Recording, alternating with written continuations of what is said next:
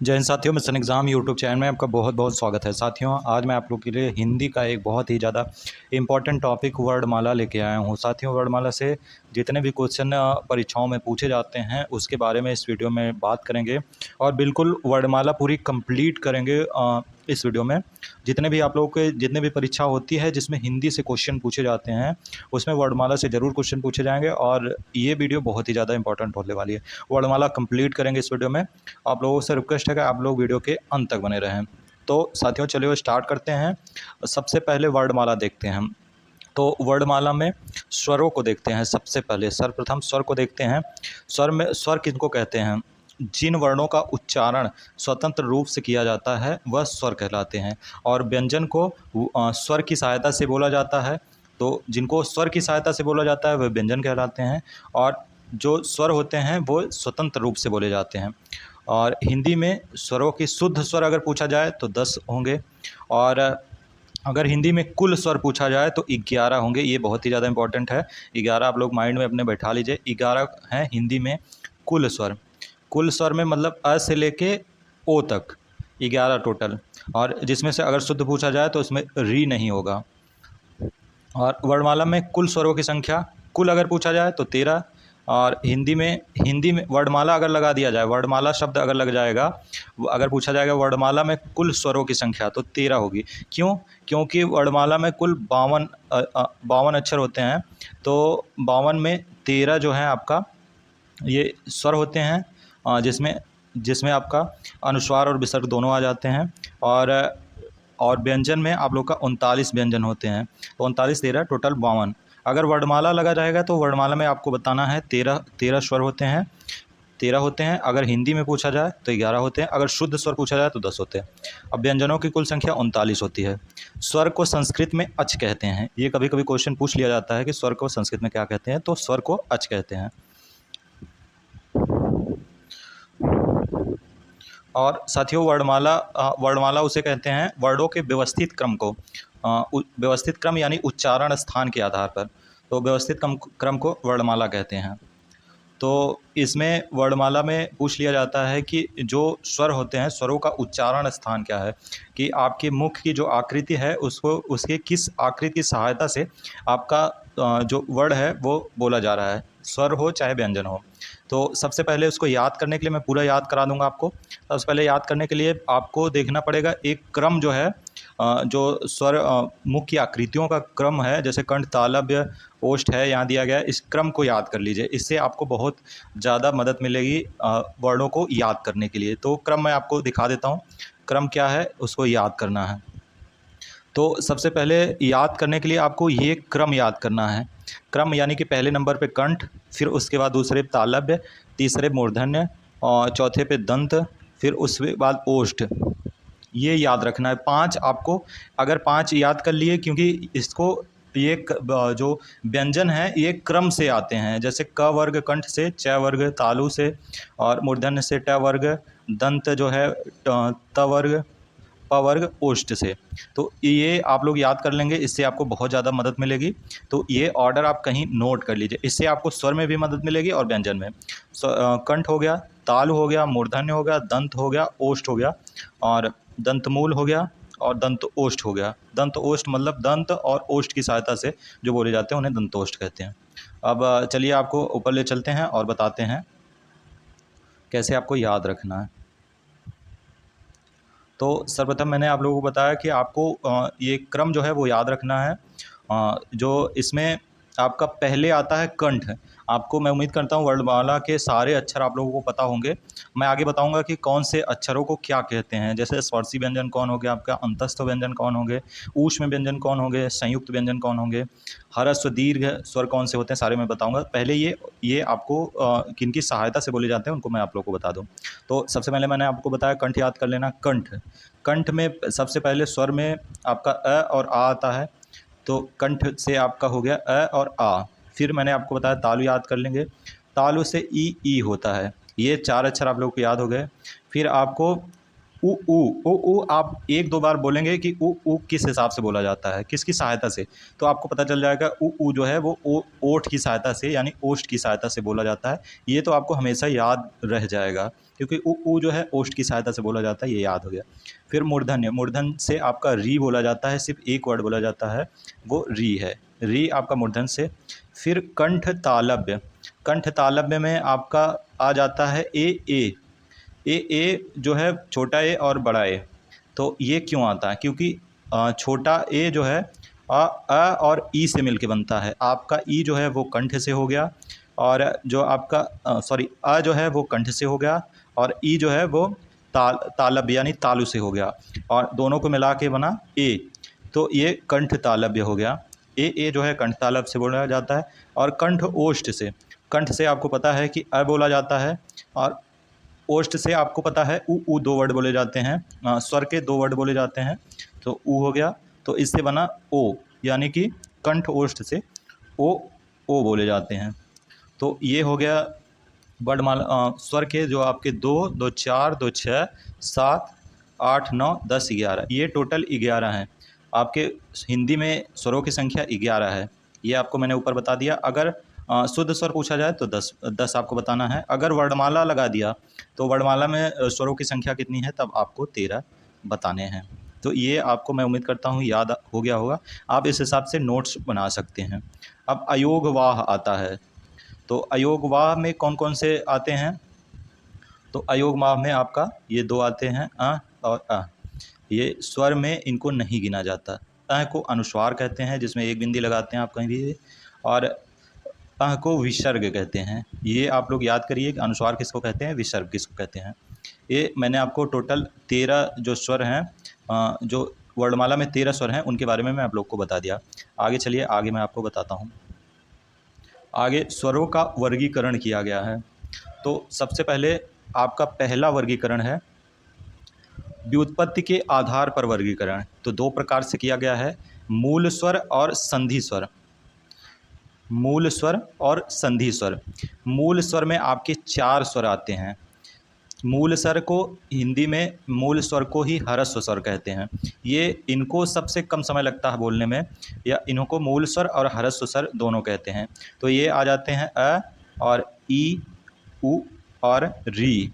ये सबसे छोटे, किसी की भी सहायता से नहीं बोले जाते हैं। ये सबसे छोटे यानी ह्रस्व स्वर या मूल स्वर हो गए। अब इनकी संख्या कभी कभी पूछा जाता है कि ह्रस्व स्वरों की संख्या कितनी है, तो 4 बताना है। मूल स्वरों की संख्या 4 है। अब संधि स्वर। संधि स्वर देखते हैं। संधि स्वर में दो प्रकार की स्वर हैं, दीर्घ और संयुक्त। इनको सजाती और विजाती भी कहा जाता है। सजाती में आ गया, ई आ गया बड़ा ई, और ऊ आ गया बड़ा ऊ। ये देखिए, आपको इनकी सहायता अ और अ मिला के आ होता है, छोटी ई और प्लस छोटी ई मिला के ई होता है, ऊ मिला के ऊ होता है। अ और ई मिला के ए होता है, अ और ए मिला के बड़ा ए होता है, अ और ऊ मिला के ओ होता है। तो ये मैं आपको बता दिया, विजातीय स्वर इनको कहते हैं। व्युत्पत्ति के आधार पर दो प्रकार से वर्गीकरण। अब आगे आपको ले चलते हैं। दूसरा है उच्चारण काल के आधार पर वर्गीकरण। उच्चारण काल यानी कि काल माने समय, आपको उच्चारण में कितना समय लगता है उसके हिसाब से वर्गीकरण किया गया है। तो मैंने आपको बता दिया ह्रस्व और दीर्घ। ह्रस्व मतलब जिनको कम समय लगता है, दीर्घ मतलब जिनको ज़्यादा समय लगता है बोलने में। तो दो प्रकार से है, व्युत्पत्ति के आधार पर दो प्रकार से, और उच्चारण काल के आधार पर दो प्रकार से वर्गीकरण किया गया है। तो ह्रस्व को लघु, एक मात्रिक, कम समय या मूल स्वर कहते हैं। इनमें अ, ई, उ, री आता है, ये 4 होते हैं। और दीर्घ में दोगुना समय लगता है ह्रस्व से, तो दोगुना या गुरु स्वर या द्विमात्रिक, ये टोटल आपके 7 होते हैं। और 7 4 टोटल आपका हो गया 11 स्वर। इसमें आपको याद रखना है, दीर्घ जो है वो 7 होते हैं। ये कभी कभी क्वेश्चन पूछ लिया जाता है परीक्षाओं में। अब आगे आपको लेकर चलते हैं, दो प्रकार से होगा। अब जीव की क्रियाशीलता के आधार पर स्वरों का वर्गीकरण किया गया है, जिसमें से आप देखेंगे तो जीव की क्रियाशीलता के आधार पर, तो इसमें अग्रस्वर, मध्य स्वर और पश्च स्वर। जीव के जिस पार्ट से अग्र से जो है वो ई ए बोले जाते हैं, और मध्य से केवल अ बोला जाता है। आपको ये मध्य वाला याद रखना है, अ तो एक है, तो ये आराम से याद हो जाएगा। और पश्च से आपका आ बोला जाता है, ऊ बोला जाता है, और बड़ा ऊ और ओ और औ बोला जाता है। यानी कि 5 जो हैं पश्च से बोले जाते हैं, 1 स्वर मध्य से बोला जाता है और 4 आपके जो अग्र से बोले जाते हैं। ये याद रखना, ई और ए ये अग्र से बोले गए और एक मध्य से आपको याद रखना है। ये 2 याद रख लेंगे, तीसरा जो बचा वो पश्च से बोले जाते हैं। आपको इतना याद रखना है। अब आगे ले चलते हैं मुख की आकृति के आधार पर वर्गीकरण। ये चौथा है। मैंने आपको बताया व्युत्पत्ति के आधार पर 2 प्रकार से, और उसके बाद आपका उच्चारण काल के आधार पर 2 प्रकार से, जीव की क्रियाशीलता के आधार पर 3 प्रकार से। अब चौथा है, तो ये चौथे में 4 प्रकार से वर्गीकृत किया गया है। मुख की आकृति के आधार पर 4 प्रकार से वर्गीकृत किया गया है। तो आप देखते हैं, समृद्ध स्वर लगभग मुंह बंद रहता है जिनको बोलने में, ई उ, तो इनको समृद्ध स्वर कहते हैं। अर्ध समृद्ध आधा बंद, यानी ए और ओ, इनको मुख की आकृति जो है वो आधी बंद रहती है। और विपरीत में पूरा खुला मुख यानी आ बोला जाता है। अर्ध विपरीत में आधा खुला यानी अ, ए और औ बोला जाता है। ये आप नोट बना के 1-2 बार आप इसको देख लेंगे। ये सारे एग्ज़ाम में पूछे जाते हैं। अगर थोड़ा स्टैंडर्ड बढ़ाता है तो इन सब चीज़ों से पूछ लेता है क्वेश्चन कि मुख आकृति के आधार पर कितने प्रकार से वर्गीकरण किया गया है। उनमें से नीचे पूछ लेता है समृद्ध स्वर कौन से हैं, अर्ध समृद्ध कौन से हैं, तो इस हिसाब से क्वेश्चन पूछे। इसको आप प्रॉपर नोट्स बना लीजिए। अब आगे आपको ले चलते हैं 5वें प्रकार का वर्गीकरण जो है, ये ओष्ठ की आकृति के आधार पर वर्गीकरण। वृत्तमुखी, अवृत्तमुखी, यानी कि वृत्तमुखी यानी कि गोल, जिनको बोलने में आपका ओठ जो है वो गोल हो जाता है, जैसे उ और ओ औ, ये वृत्तमुखी हैं। अवृत्तमुखी आ ई ए, तो ये अर्धवृत्तमुखी है। इसमें 4 हो गया और इसमें 6 हो गया।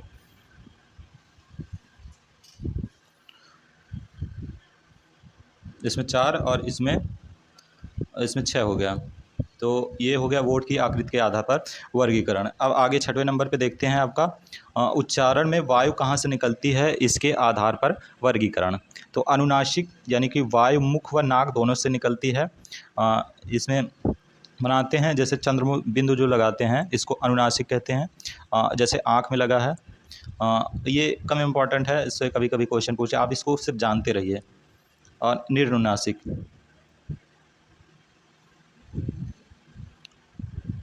निर्नुनासिक में वायु केवल मुख से निकलती है और अनुनासिक में वायु मुख व नाक दोनों से निकलती है। इसमें चंद्र बिंदु लगाते हैं। निर्नुनासिक वायु केवल मुख से निकलती है, यानी 11 स्वर टोटल इसमें आते हैं निर्नुनासिक में। अब आगे आपको ले चलते हैं।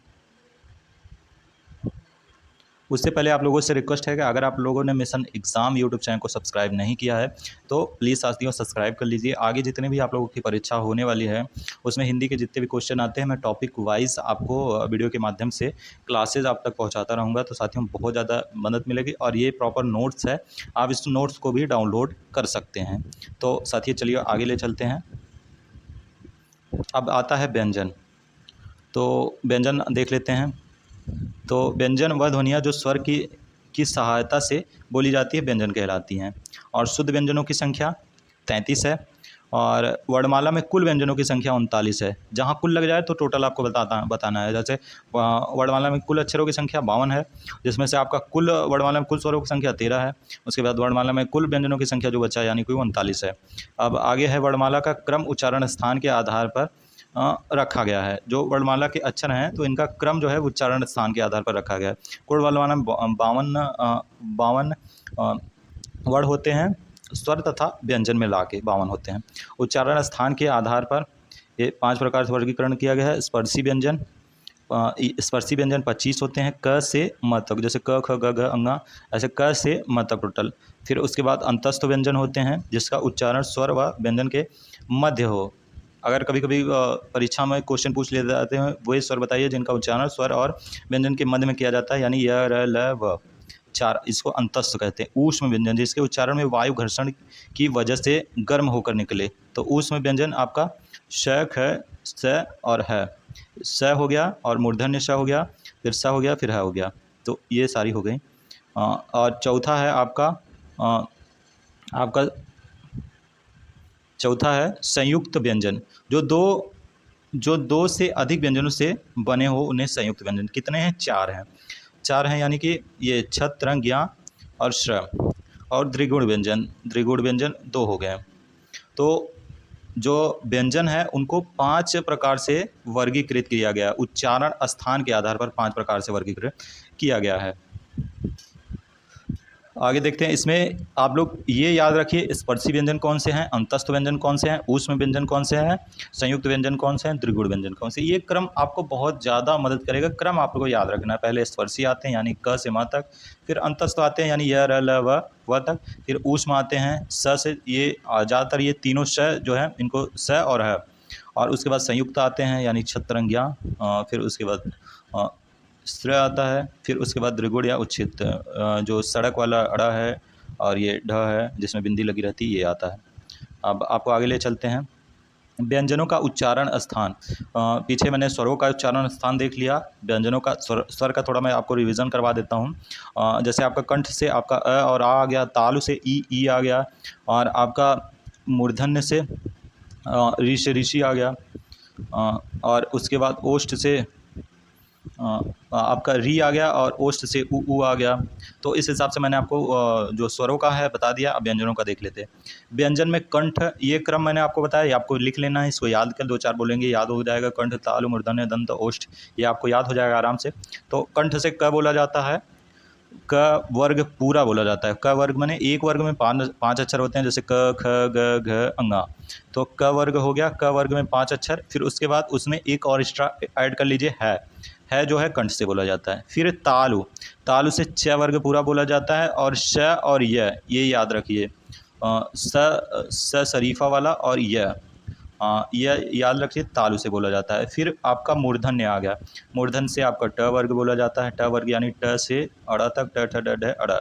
और फिर ये मूर्धन्य श जो होता है ये भी बोला जाता है, इसको मूर्धन्य श भी बोलते हैं, तो ये भी बोला जाता है। और द्विगुण व्यंजन जो है वो भी आपका मूर्धन्य से बोले जाते हैं। अब आता है दंत, दंत से त वर्ग बोला जाता है। आप बोल के भी इसको प्रैक्टिस कर सकते हैं। तो त, थ, द, ध, न, ये दंत से बोले जाते हैं, तो त वर्ग पूरा।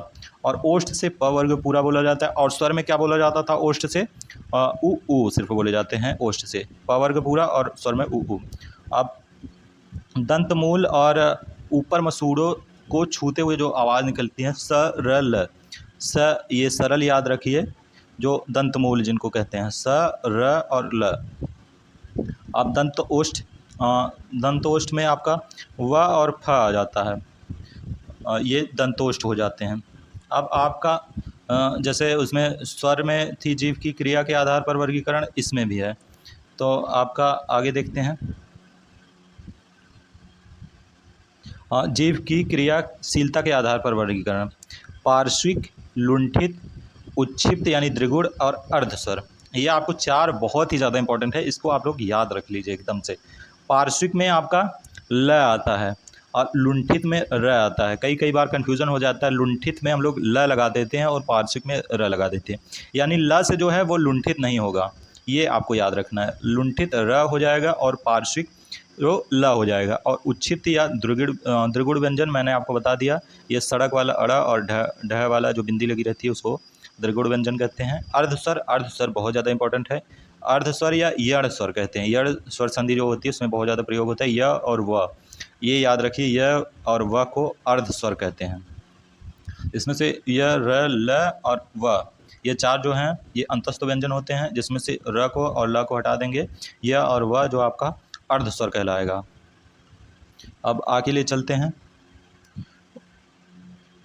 आगे है वायु के आधार पर वर्गीकरण। वायु के आधार पर वर्गीकरण, अल्प प्राण, महाप्राण, यानी कि जिनको बोलने में कम वायु आपके मुंह से निकलती है उनको अल्प प्राण कहते हैं।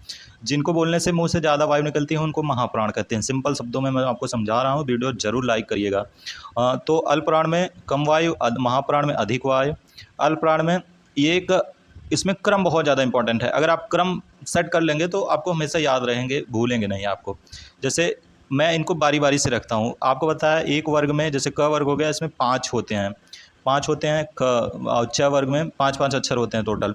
तो हम पहले रखेंगे अल्पप्राण, फिर अल्पप्राण रखेंगे, फिर महाप्राण रखेंगे, फिर अल्पप्राण रखेंगे, फिर महाप्राण रखेंगे, फिर अल्पप्राण रखेंगे, फिर महाप्राण रखेंगे। टोटल 5 हो गया, यानी कि 3 यहाँ 2 यहाँ 5 अक्षर टोटल हो गए। तो इनका एक सूत्र बना लेते हैं जिनको 1 3 5 यानी कि वर्ग का पहला अक्षर और तीसरा अक्षर और पांचवा अक्षर, यानी कि और उसमें दूसरा और चौथा अक्षर। आप ये दिमाग में बैठा लीजिए, पहले अ आया है तो अल्पप्राण आएगा, फिर महाप्राण, फिर अल्पप्राण, फिर महाप्राण, फिर अल्पप्राण। तो 5 टोटल कंप्लीट हो गए।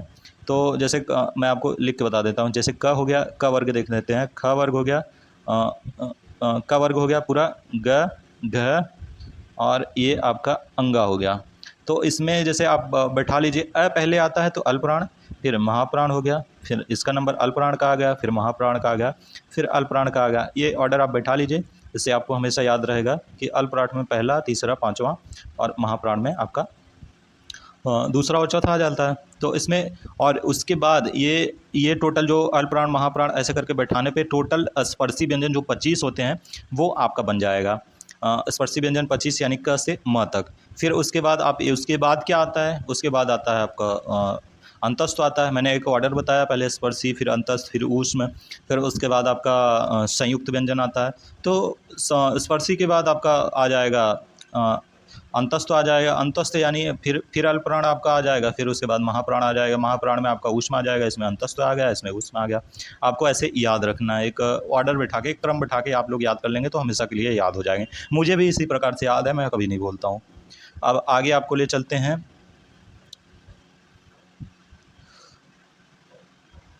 आगे है उच्चारण की गूंज यानी घोष कंपन के आधार पर वर्गीकरण। तो इसमें अघोष और सघोष, अघोष आता है और सघोष। सघोष को घोष भी कहा जाता है, ये आप लोग दिमाग में बैठा रहिए। सघोष को ही घोष कहा जाता है। तो अघोष इसमें 1 और 2 आता है, इसमें 2 आते हैं, इसमें 3 आते हैं। पिछले में पहले 3 आया था, फिर 2 आया था। इसमें 12 आप लोग याद रख लिए, 12 और 345, 3 4 5, 1 2 3 4 5 सघोष में आ जाएगा। अघोष पहले आ रहा है यानी क ख, और सघोष बाद में आ रहा है ग घ अंगा। ये ऑर्डर पूरा स्पर्शी व्यंजन का चलेगा। ये स्पर्शी व्यंजन पे ही काम करेगा। स्पर्शी आपके व्यंजन जो हैं उसी पे काम करेगा आपका। ये टोटल आपको याद हो गया 25। फिर उसके बाद आपको ये 3 याद रख लेना है। तीनों स जो हैं वो अघोष में आते हैं। इनको तीनों श भी कभी कभी बोला जाता है। अघोष में तीनों श आते हैं, और सघोष में य र ल व और ह जो है वो आ जाते हैं सघोष में। यहाँ इनको क्या कहा जाता है? इनको ऊष्म व्यंजन कहा जाता है। ऊष्म व्यंजन में 4 होते हैं, यानी ह भी इसी में होता है, लेकिन ह जो है वो बिछड़ गया है, यानी कि ये ह सघोष में चला गया है। आप इसको याद रख लीजिए। इसमें 4 1 5 हो गया, इसमें 3 आ गया, 1 इसमें से बिछड़ गया है, सघोष के पास चला गया है अघोष वाला। तो इसमें पहले उसमें क्रम में क्या आ रहा था? पहले अंतस्थ आ रहा था अल्पप्राण में, फिर उसके बाद महाप्राण में ऊष्म आ रहा था। इसमें उल्टा कर दीजिए, आपका पहले स मूर्धन्य श और स आ जाता है, और इसमें फिर उसके बाद अंतस्थ आता है। अब आप बात करते हैं संयुक्त व्यंजन की। संयुक्त व्यंजन में मैंने आप लोगों को बताया 4 व्यंजन होते हैं, छ, त्रंग, ज्ञ और री। और इनको संयुक्त व्यंजन इसलिए कहा जाता है कि ये 2 व्यंजनों की सहायता से बनते हैं, तो इनको संयुक्त व्यंजन कहा जाता है। ये बहुत ही सिंपल जो है इनकी डिफिनेशन है। तो छत्र में ये बहुत ज़्यादा इंपॉर्टेंट है कि ये कौन कौन से वर्डों से, 2 वर्डों से, कौन कौन वर्डों से मिलके बने हैं। तो सबसे पहले इसमें देखते हैं छत्र। छत्र जो है वो आपका क और श से मिलके बना है। क और प्लस स, क और श यानी कि मूर्धन्य श, यानी इसमें क में हलंत लगा है, यानी क में अ नहीं है, क में हलंत लगा है और श का आधा रहेगा, और ये पूरा। अगर इनको याद रखना है तो मैं आगे आपको बताऊंगा कैसे याद करना है। फिर आपका आ जाता है त्र में आपका त आ जाएगा, त हो गया, त में हलंत प्लस र पूरा रहेगा, त आधा, त्र। इसको याद रखना है, ये पूछ लिया जाता है। फिर ज्ञ में आपका ज आ जाएगा, ज में हलंत प्लस इया, ये ज्ञ हो गया। अब उसके बाद री आता है, उसके बाद स्र आता है, सॉरी स्र में आपका श हो गया, श प्लस र हो गया, तो स में आपका हलंत हो गया और र हो गया, श्री। तो इसको याद रखने के लिए 4 संयुक्त व्यंजन हैं। ये कौन कौन से व्यंजन में मिला?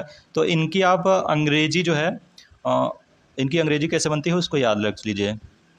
जैसे छत्र को KSH लिखा जाता है, और KSH को छत्र की जो स्पेलिंग है वो KSH है। तो के से आपका क हो गया, क आपका हो गया। तो ए जिसमें लगा रहता है उसमें अ लगा है, समझ लीजिए इसमें हलंत हो गया। फिर प्लस, फिर ये पूरा श का होता है तो आपका श हो गया, तो इसको याद हो गया। अब तरंग का होता है TR और A। ये तरंग का जो है अंग्रेजी होता है, तो टी जो है टी से आपका त हो गया, और इसके बाद ए नहीं है तो इसमें हलंत लगा दीजिए, फिर उसके बाद प्लस र हो गया, र में ए है तो र पूरा हो गया। इसके बाद ज्ञ हो गया, उसके बाद आपका श हो गया, ये श्र हो गया। आप इसको अंग्रेजी से बना सकते हैं, सारी अंग्रेजी जो जिसके बाद ए नहीं लगे रहेगा उसको आधा कर दीजिएगा, जिसके बाद ए रहेगा उसको पूरा कर दीजिएगा। अब कुछ और फैक्ट है मैं आपको बता देता हूँ, जिसमें एक आपका आता है स्पर्श संघर्षी। स्पर्श संघर्षी में आपका च छ ज झ, या च वर्ग पूरा स्पर्श संघर्षी में आता है। स्पर्श मैंने आपको बताया टोटल 25 होते हैं, क से म तक, क से म तक टोटल 25 हो जाते हैं, जिसमें से स्पर्श संघर्षी अगर बहुत ज़्यादा एडवांस अगर पूछा जाएगा, स्पर्श संघर्षी पूछ जाएगा तो आपको च छ ज झ यहाँ बता रहे हैं, छ वर्ग पूरा स्पर्श संघर्षी आता है। तो साथियों ये थी वर्णमाला की कंप्लीट, लगभग क्लास एक कंप्लीट हो गई। जो भी कुछ छूटा हो आप कमेंट बॉक्स में कमेंट करके पूछ सकते हैं। तो साथियों वीडियो अच्छी लगी हो तो साथियों प्लीज़ वीडियो को लाइक और चैनल को सब्सक्राइब कर दीजिए। बहुत ज़्यादा हाईटेक व्यवस्था नहीं है अपने पास, लेकिन जो कंटेंट है ये बहुत ज़्यादा दमदार है। आपको इससे ज़रूर परीक्षा में क्वेश्चन पूछे जाएंगे। आप ज़रूर आप किसी भी पब्लिकेशन की आप एक प्रैक्टिस सेट लेना जिसमें वर्णमाला से क्वेश्चन रहे, और लगभग सारे क्वेश्चन आपको इसी से मिल जाएंगे। तो साथियों ये वीडियो बहुत ही ज़्यादा इंपॉर्टेंट है, ये आपको यूट्यूब पे आपको हमेशा मिलेगी, और इसके बाद जो भी जितने भी टॉपिक रहेंगे मैं धीरे धीरे करके अपलोड करता जाऊँगा। उसके लिए आप चैनल को जरूर सब्सक्राइब करें। थैंक यू दोस्तों। मिशन एग्ज़ाम चैनल याद कर लीजिए, आपको एग्ज़ाम में बहुत ज़्यादा मदद मिलेगी इससे। जय हिंद, जय भारत।